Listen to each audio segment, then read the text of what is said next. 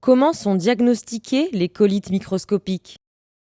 Alors le diagnostic va être porté en réalisant des biopsies coliques étagées. Classiquement, on propose de faire des biopsies sur l'ensemble du cadre colique, en sachant que la rentabilité des biopsies rectales est très faible et que la rentabilité des biopsies coliques droites est beaucoup plus importante. Il a été démontré dans un travail relativement récent que si l'on réalise des biopsies rectocoliques étagées jusqu'à l'angle colique gauche, on va diagnostiquer plus de 9 colites microscopiques sur 10.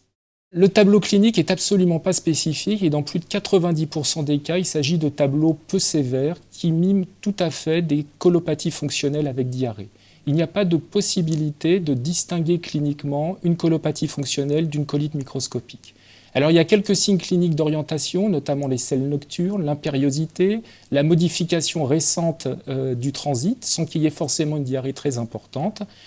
Peut-être moins de douleur abdominale que dans la colopathie fonctionnelle, mais il n'y a pas de moyen clinique de le distinguer.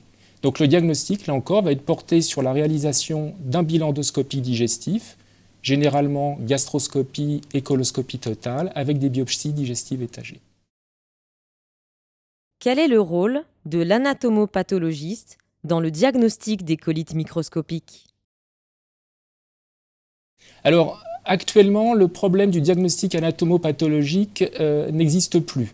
C'est une pathologie qui est connue des anatomopathologistes et on a démontré qu'il y a une excellente concordance intra-observateur et inter-observateur. C'est-à-dire que le diagnostic est reproductible par le même anatomopathologiste, mais également d'un anatomopathologiste à un autre.